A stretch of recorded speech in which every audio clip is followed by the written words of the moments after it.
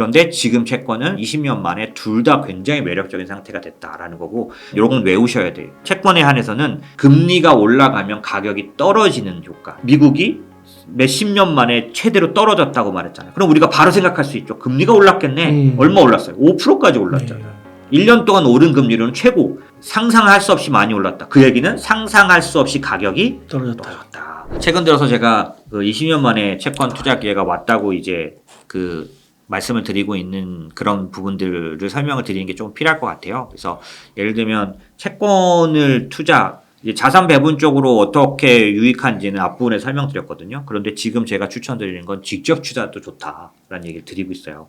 근데 왜 그런가라고 하면 채권의 매력은 두 가지로 발생합니다. 하나는 이자 매력이 있고요. 이자 차익에 대한 매력. 두 번째는 매매 수익에 대한 매력이 있어요. 그런데 지금 채권은 수십 년 만에, 그러니까 20년 만이라고 말하는 20년 만에 둘 다 굉장히 매력적인 상태가 됐다라는 거고, 채권의 이자 매력이란 게 뭐냐면 그냥 간단합니다. 우리가 은행 가서 예금 들 때 3%짜리가 좋아요? 5%짜리 좋아요? 말도 안 되잖아요. 네. 똑같습니다. 채권도 3%짜리가 아니라 5%의 채권이 있을 때가 매력적이잖아요. 이 채권의 이자 매력은 묘한 매력이 있는데 뭐냐면, 배당주 투자해 보셨나요? 배당주 투자 똑같아요. 배당주는 이렇잖아요. 주식을 딱 사놨어요. 주식이 올랐나 내렸나 보는 관심도 있지만 가만히 있으면 몇 달 뒤에 배당금이 들어와.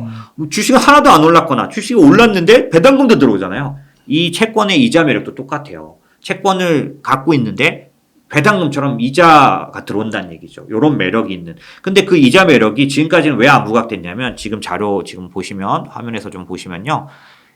이게 10년 전, 2007년 1월 때 금리 이후에는 대부분의 이 선진국들의 금리가 제로까지 다 떨어져 있었다는 거죠.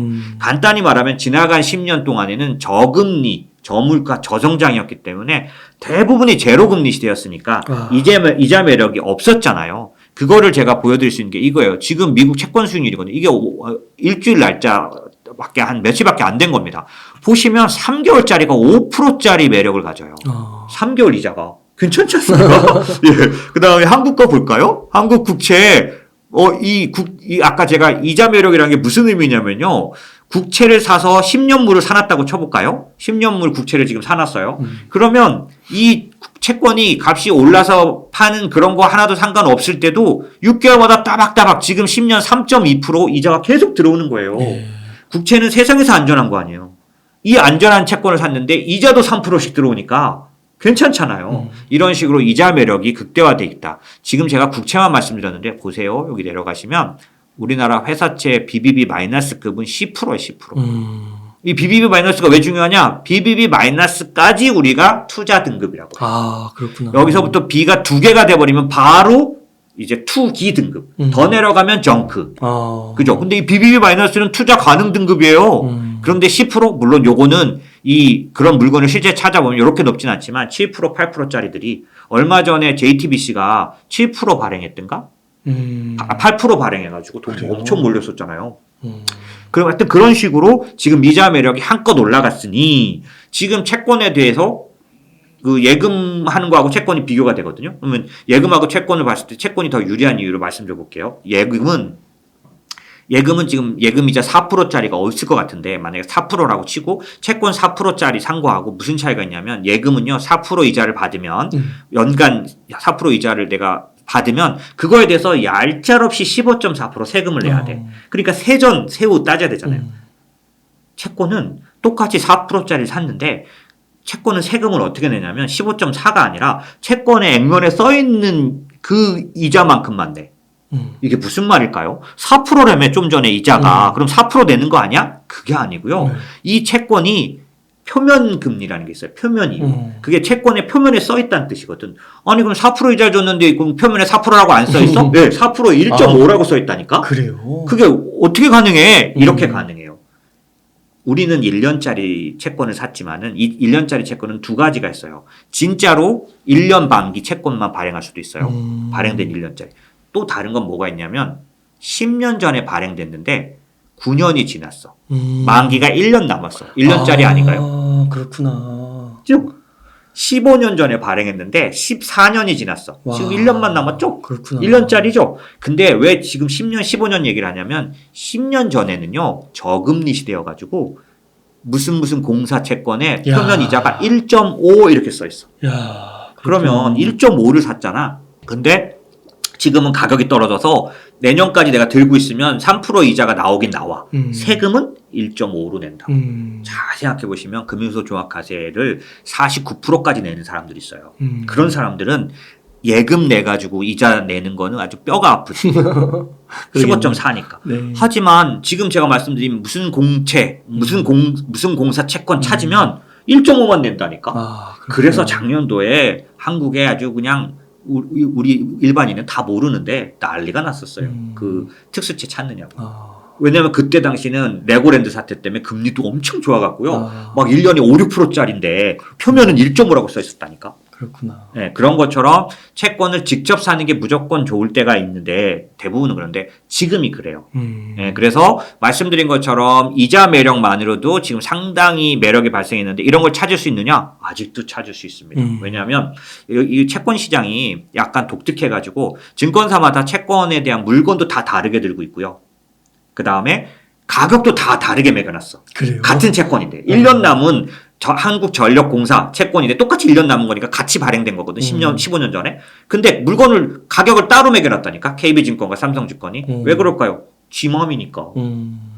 그 수익을 더 많이 붙이거나 이런 거예요. 팔고 싶으냐 안 팔고 싶으냐 다른 거죠. 그러다 보니까 뭐 예를 들면 저희 같은 자문사라서 지금 현재 저희는 6개 증권사랑 거래하니까 6개 증권사의 모든 채권 물건을 받아보다 보면 더 싼 것도 좋은 것도 고르시고 이런 게 있어서 어찌됐든 지금도 상당히 좋은 매력의 채권 찾을 수 있고요. 두 번째는 이 이자 매력 말고 가격 매력이 있다고 말씀드렸잖아요. 그러면은 한 가지 대표님 네. 그 채권 보니까 진짜 뭐 한전채 이런 거 보면은 막 트리플 A 네. 막 이런 거 있더라고. 그런 네. 거는 거의 뭐 망할 위험은 없다고. 그렇죠. 잘 생각해 보시면 공사잖아요. 그리고 요번에도 그냥 이미 증명했잖아요. 작년도 한전 사태 왔었잖아요. 그냥 정부가 한전 보호했잖아요. 예, 물론 돈을 넣어준 건 아니지만 한전채를 사람들이 사서 발행이 성공되도록. 원래 한전채 채권 발행 딱 발표했는데 아무도 안 사가지고 난리 났었던 거잖아요. 근데 지금 한전 가격이 다 정상으로 돌아왔고요. 세일하다가 돌아왔고 지금은 더 비싸졌죠 오히려. 그래서 어쨌든 그런 것들은 그만큼 안전하다고 봐야 되겠고요. 그다음에 이제 두 번째는 매매 차익이라는 걸 말씀드리는데 매매 차익은 여러분 이게 또 진짜 중요합니다. 오늘 내가 나온 값이기도 해요. 이게 뭐냐면 네. 우리 일반인들은 채권을 가격으로 안 봅니다. 금리로 봐요. 몇 프로야? 이건 조금 이해되죠. 근데 가격이 있다는 거 이거 오늘 꼭 하셔야 돼요. 채권의 가격이 있다. 왜 그러냐? 잘 생각해 보세요. 우리가 상품을 하는 게 아니라 주식을 직접 사보신 분 아시잖아요. 주식을 살 때 가격으로 안개하고 어떻게 내가 그걸 살 수 있어요? 가격이 있어야 되죠. 삼성전자 얼마. 마찬가지. 채권도 살 때 뭐 1년 남은 채권 3.5에 산다. 그래서 금리로 우리가 접근하지만 거기에 반드시 옆에 가격 단가가 써 있게 돼 있어요. 예를 들어서 제가 설명해 볼게요. 저희가 요즘 국채를 고객들한테 자문해서 사드려요. 한국 국채를 말씀드리니까 한국 국채 30년물을 저희가 사드리고 있는데 요게 한 달 전쯤에는 단가 6,500원에 살 수 있었어요. 지금은 7,040원 정도 가거든요. 요런 근데 그때 6,500원 살 때 금리로 우리 알고 있다 그랬잖아요. 금리는 3.5%였었어요. 지금은 3.13 이렇게 올라와요. 그러니까 떨어진 거죠. 또 떨어진 거죠. 그러니까 채권값이 오른 거예요. 이런 식으로 여러분들은 지금까지 금리로만 가는 데 알았지만 옆에 가격은 항상 있었다. 그게 왜 그러냐면 여러분들은 채권에 대해서 마치 무슨 이자로만 생각하지만 그렇지 않고 유가증권이에요. 직접 살 경우는. 이게 어떤 의미를 갖냐면 이런 의미를 갖죠. 제가 말씀드려 볼게요. 여러분 만약에 제가 신영증권이라는 데 다녔는데 신영증권이 옛날에 워렌 버핏이 한번 투자하려고 그랬었어요. 근데 만약에 오늘이라도 워렌 버핏이 신영증권에 투자하겠다 이렇게 말을 하면 신영증권 주가 어떻게 될까요? 폭등. 엄청 올라가겠죠. 네. 그런데 여러분이 모르는 게 하나 있어요. 신영증권 채권값도 폭등합니다. 제가 거짓말하는 거 아닌 게 이틀 전에 테슬라가 채권 신용등급 올라갔다고 주가 올라갔던 거 보셨나요? 못 보셨으면 지금이라도 보세요. 제가 거짓말 아니죠. 주가 올라가면 채권값도 올라갑니다. 채권의 신용등급 올라가면 주가도 올라갑니다. 그런데 왜 여러분은 지금까지 이걸 몰랐을까요? 왜냐하면 주식에 대한 가격 정보는 굉장히 흔하게 접할 수 있는 반면에 채권의 가격 정보는 잘 접하지 못합니다. 왜 그럴까요? 채권의 거래는 95% 이상 장외로 거래됩니다. 장외가 뭐냐면 삼성증권과 KB증권이 거래하고 이 삼성증권과 KB증권의 브로커끼리 거래하는 거예요. 사실은 야후 메신저로 거래하지만 전화 거래라고 보통 저희가 내가 100억 팔게 얼마에 팔게 나 100억 살게 얼마에 살게 이런 거래로만 일어나는 게 채권 시장의 95% 이상입니다. 주식은 어때요? 우리가 알고 있는 상장 주식은 그냥 9시부터 3시 반은 계속 거래되잖아요. 제가 만약에 삼성전자가 있으면 제주도 놀러 간 길에 팔아도 되잖아요. 채권은 안 돼요. 채권 들고 가서 삼성증권 가가지고 이것 좀 팔아주실래요? 해야 되고 삼성증권이 뭐 1,000만 원이요? 무슨 소리 하시는 거예요? 100억은 돼야 팔아줘요. 뭐 이렇게 된 거죠. 그럼 왜 그렇게 됐느냐? 채권은 증권회사가 볼 때 일반인들에게 서비스에서는 남는 게 없는 장사예요. 채권을 설명하는 게 더 힘들어. 대신 연기금, 예를 들면 국민연금 같은 데는 우리가 낸 돈 갖고 자산이 엄청 큰 거 아시죠?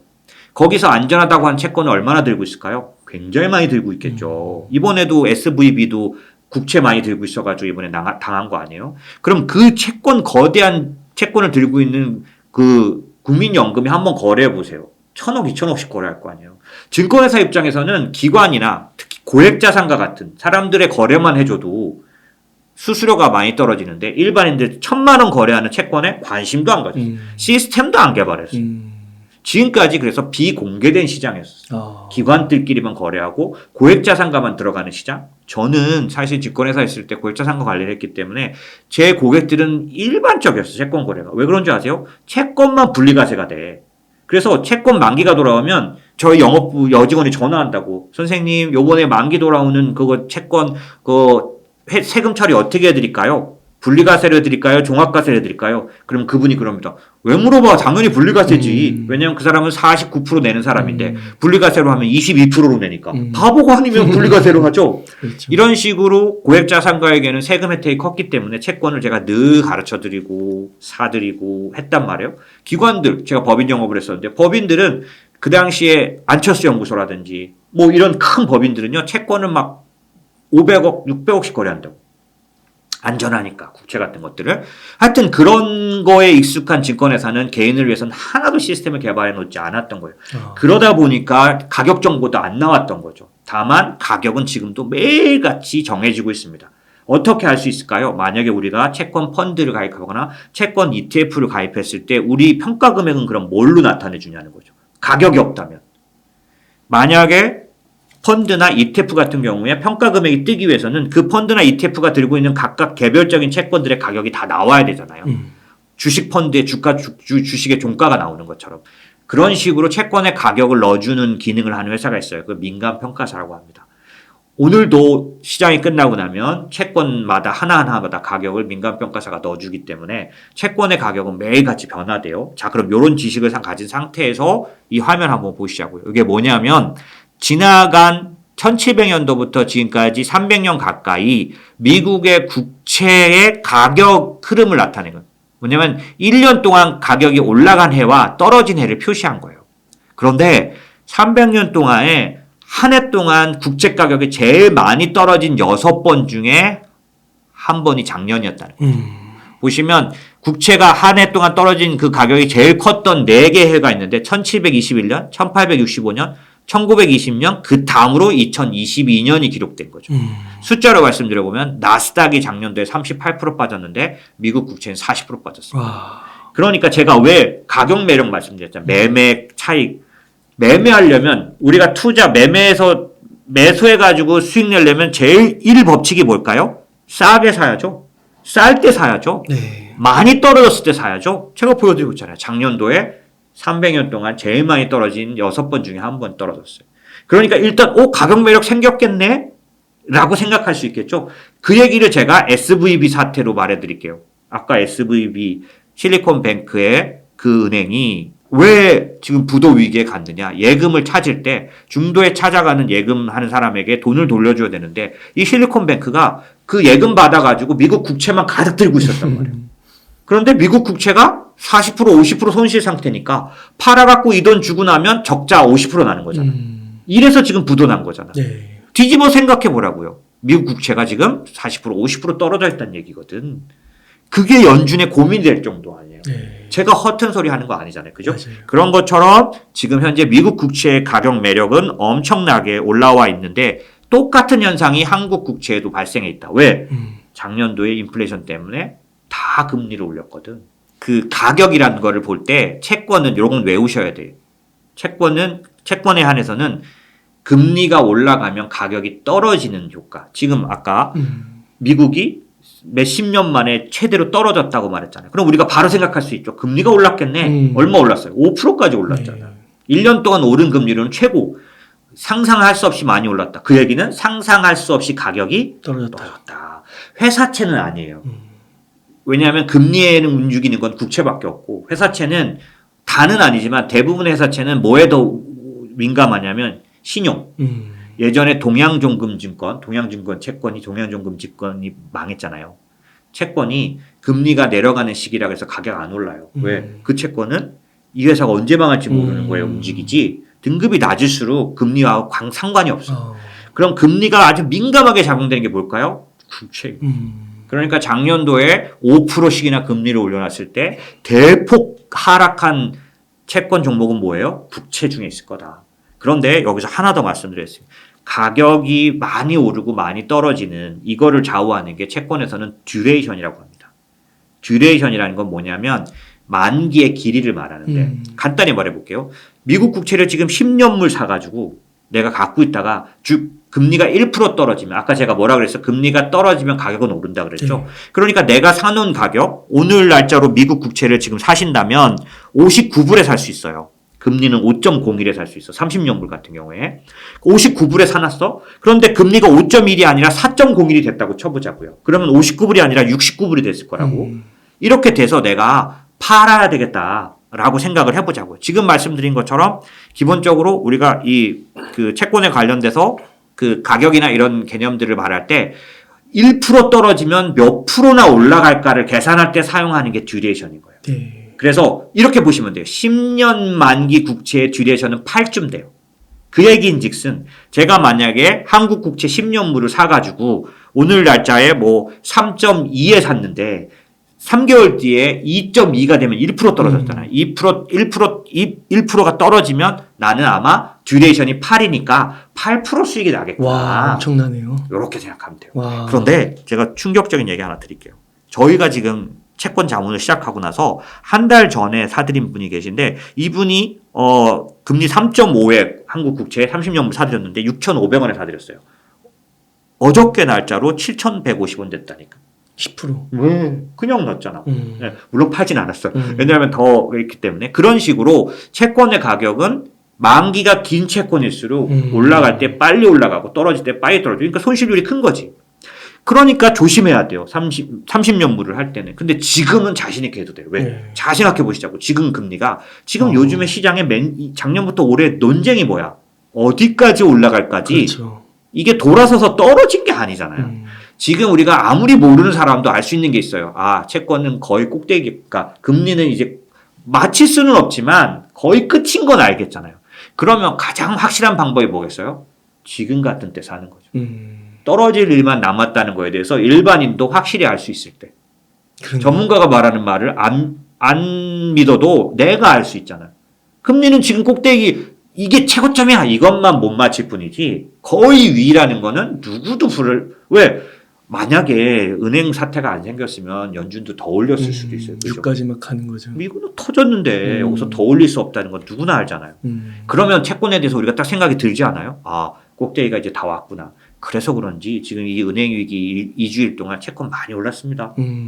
금리가 엄청 떨어지더라고요. 그렇죠. FOMC 이후에. 그렇죠. 네. 그러니까 저로서는 여러분들에게 말씀드리고 싶은 건 첫 번째 왜 우리 같은 일반인들에게 채권이 이렇게 듣보잡이 됐느냐. 증권회사 입장에서는 100만 원, 500만 원, 1000만 원 채권 거래는 치지도 않아요.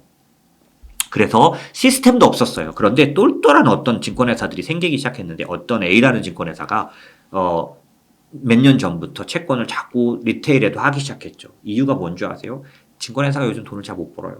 옛날에는 주식 수수료가 되게 높았는데 지금은 막 모바일로 영리한 고액자산가들도 이걸로 해버려요. 물어볼 때만 PB한테 전화하고요. 이걸로 해버려요. 그러니까 증권회사가 이제 일반인들에게 채권도 팔아야 될 때가 온 거예요. 그걸 먼저 깨달은 A라는 증권사가 몇 년 전부터 채권 시스템을 조금씩 만들더니 지금은 상당히 잘 만들어놨어요. 그리고 한두 개 증권사가 지금 쫓아가냐고 막 허덕지덕 막 개발하는 중인데 제가 말씀드렸잖아요. 저희는 대중자문사를 추구하기 때문에 일반인들에게 공개되지 않은 채권 정보에 대해서 채권에 대한 지식을 교육하고 채권을 사고 싶을 때 사고 팔고 싶을 때 팔 수 있도록 아까 제가 말씀드렸다시피 증권회사는 채권을 열어놓지 않았어요. 많은 증권사가 지금 찾아가셔도 채권 얘기 대답 안 해주고 PB들도 채권 거의 다 모릅니다. 취급 별로 안 해요. 그런데 그렇기 때문에 여러분이 살 수 있는 채권도 한정적이고 정보도 한정적이지만 저희는 한 6개 증권사랑 거래하기 때문에 여러 증권사의 채권 정보를 다 받아갖고 있고 중요한 건 뭐냐면 아까 이자 수익은 1년 뒤에 그냥 가만히 있으면 돼요. 그럼 원금 들어오고 이자 들어와요. 회사가 망하지 않으면 기업 국채는 그냥 들어오죠. 그런데 만약에 매매 차익 제가 지금 아까 말씀드린 미국 국채를 샀는데 5.18에 샀어요. 6개월 뒤에 4.18이 돼서 팔고 싶어요. 팔고 싶을 때 어디다 팔아야 될지 또 누가 사줄지 이게 있어야 되잖아요. 그런데 아까 제가 뭐라 그랬냐면 채권 시장은 95%가 비상장 시장과 같다 그랬잖아요. 어디다 전산을 낼 수가 없다니까. 그러니까 들고 가야 돼. 증권회사 들고 가서 나 여기 이렇게 입고되어 있는 이 채권 좀 팔아주세요 했을 때 시장이 없으니까 그 증권회사가 이렇게 말할 수 있다고 100억 정도는 돼야 우리가 팔아줄 수 있는데요. 이럴 수 있다는 거잖아요. 그 얘기인 즉슨 결국 내가 팔 수 있는 데서 언제나 내가 팔고 싶으면 사주는 데서 사야 된다는 얘기예요. 아무 데서나 채권도 팔지도 않지만 장외시장이라 그래서 시장이 있는데 여기서 채권을 사봤자 내놓고 3달씩 4달씩 기다려야 돼요. 임자가 설 때까지. 근데 증권회사에서 저희 같은 데를 창구를 통해서 사면 우리가 팔고 싶으면 사준다는 얘기거든. 이걸 전제로 해서 우리가 살 수 있는 건데 그러다 보니까 뭐가 들어가요? 거기에 증권회사 마진이 좀 들어가겠죠. 왜냐하면 자기들이 받아줄 때까지 생각을 해서.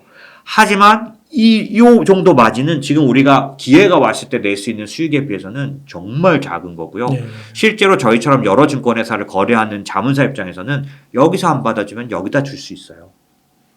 그런 게 있기 때문에 사실 채권은 지금 말씀드린 대로 굉장히 매력적인 시기가 왔다라는 거를 여러분이 아시는 게 좀 중요하고 그게 좀 뭐라 그럴까 전문적인 게 아니어야 되잖아요. 상식적으로 봐도 가격 많이 떨어졌고 이자 매력 좋으니까 채권 관심 가질만 하네. 이걸 알려드리고 싶었던 게 제 생각이고 두 번째 그거 나 한번 해보고 싶어. 그래도 정보가 별로 없으니까 그 정보가 왜 없었는지 그 다음에 그럼 그 정보를 없어도 할 수 있는 방법 이런 것들을 지금 제가 설명드린 거죠. 그런 측면에서 봤을 때 채권은 지금으로서는 굉장히 관심을 가지고 그 다음에 한번 해보실 수 있는 게 있으면 좋겠고 분할 매수가 좋습니다. 이것조차도. 그러니까 예를 들어서 저희한테 보통 이렇게 질문하세요. 그럼 한국 국채를 할까요? 미국 국채를 할까요? 맞아요. 미국 국채는 좋은 점이 뭐냐면 한국처럼 빨리 떨어지질 않았어요. 한국은 작년도 레고 사태 때문에 갑자기 쇼크로 확 올랐다가 그 다음에 그게 해결된다고 이런 것 때문에 확 빠져버렸거든. 그 다음에 사람들이 다 알아요. 한국은 그렇게 금리 많이 못 올릴 거야. 미국보다 체력이 약하니까. 그래서 일찍 떨어졌어요. 그래서 지금 한국 국채 살려면은 3.13, 30년 불인 경우 막 이렇게 살 수밖에 없는데 작년도에 제가 조금 더 훨씬 좋은 가격에 살 수 있었거든요. 근데 떨어진 속도가 강했어요. 미국은 아니에요. 지금도 5.18 막 이렇게 살 수 있거든. 그러니까 당연히 1% 떨어지는 것보단 2% 떨어지는 걸 기대할 수 있죠. 제가 아까 뭐라 그랬냐면 저희 인모스트에서 갖고 있는 그 수익률 목표가 있어요. 미국 국채를 사들이면 150bp 정도를 예상을 해요. 그러니까 1.5% 떨어지는 걸 보는 거죠. 5.18에 사면은 4.18에서 조금 더 내려가서 3.9 이렇게 보는 거죠. 어쨌든 요런 정도 보면 수익률이 1%당 아까 한 30년 국채인 경우는 7% 나거든요. 그러니까 1.5% 정도 나면 상당히 나요. 물론 당연히 그 뭐라 그럴까? 이거를 내일 그렇게 될 수 있다는 건 아니죠. 그렇기 때문에 이 부분에 대해서는 우리가 투자를 하긴 하지만 그래서 미국 국채도 좋은 점이 있지만 나쁜 점이 있죠. 뭐냐면 환차손이 생길 수 있어요. 달러로 사니까. 네. 그래서 수익은 미국 국채에서 훨씬 더 거둘 수 있을 것 같아요. 하지만 환차손이 혹시라도 그때 개입된다면 조금 수익률을 깎아먹는 효과가 있을 건데 워낙 좋은 수익을 자랑할 수 있기 때문에 지금은 좀 해볼 만한 때고 그런 분들에게 제가 대답하는 건 반반 하세요.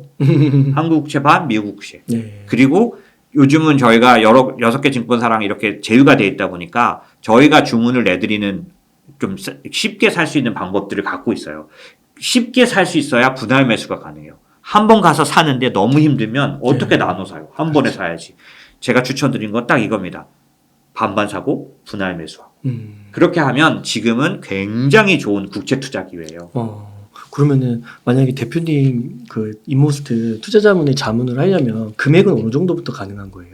채권으로 만약 자문을 구하고 싶다면. 저희가 아까 말씀드린 아주 똘똘한 증권사와 제휴를 해놨기 때문에 지금 현재로서는 채권 이 단위를 저희 그러니까 기존의 증권사들처럼 1억 이상, 2억 이상 이렇게 하지 않아도 돼요. 1,000만 원 단위로 할 수 있습니다. 그래요? 예. 그래서 아까 우리한테 오시는 분들은 회사채를 이렇게 1년 만기짜리 원하세요, 3년 만기짜리 원하세요 이런 거 물어봐서 저희가 여러 개 증권사에서 온 물건을 비교해가지고 드릴 수 있고 아까 제가 유럽의 신종자본증권이라고 말하는 게 문제 있다고 말씀드렸잖아요. 코코펀드. 예. 한국에도 코코펀드가 있어요. 근데 그게 영구 채권이라고 말해서 만기가 없는 건데 은행들이 얘네들의 만기를 달아놓은 게 있어요. 그게 콜옵션이란 건데 그래서 그런 코코펀드 같은 것들을 저희가 골라드려요. 한국은 유럽계 코코펀드랑 다르게 굉장히 보장을 받습니다.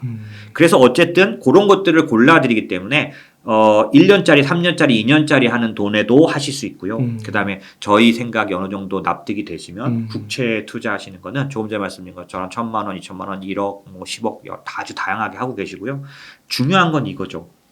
언제나 이렇지는 않아요. 주식도 마찬가지. 사실 코로나 지나고 우리가 깨달아야 될 게 뭐였을까요? 2020년 3월에 투자했어야 된다 오히려. 다 언제 있을까요? 거의 다 수습돼서 주가가 이미 70%, 80%, 90% 오른, 심지어는 100% 오른 상태에 들어가잖아요. 금리가 떨어졌을 때 오히려 사람들이 막 관심 갖고 그렇죠. 그러겠네요. 조금 있으면은 한창 좋은 가격 끝나고 나면은 막 신문에 나올걸요. 주식에서 배운 걸 채권에도 꼭 사용하시길 바래요. 상식적으로 생각해 보시자고요. 지금이 꼭대기라고 제가 말하는 게 점을 찍을 수는 없지만 1년이 지나고 2년이 지났을 때 제가 크게 틀리지 않을걸요. 우리 일반인 분들도 저건 좀 상식적이네 라고 하시면 관심 가지시고 좀 보실 필요가 있습니다. 예. 너무 좋은 것 같습니다. 그 인플레이션의 렌즈로 봤을 때도 채권이 섞여 있을 때 주식으로 온리하는 그렇죠. 것보다도 좋으니까 맞습니다. 앞으로는 그런 시대가 예상되어 있는 거고. 네, 더불어서 그런 것들이 다 있기 때문에 제가 자꾸 채권 얘기를 하는 거죠. 예. 20년 만에 채권 투자 기회 이렇게 너무 잘 설명해 주셔서 감사의 말씀드립니다.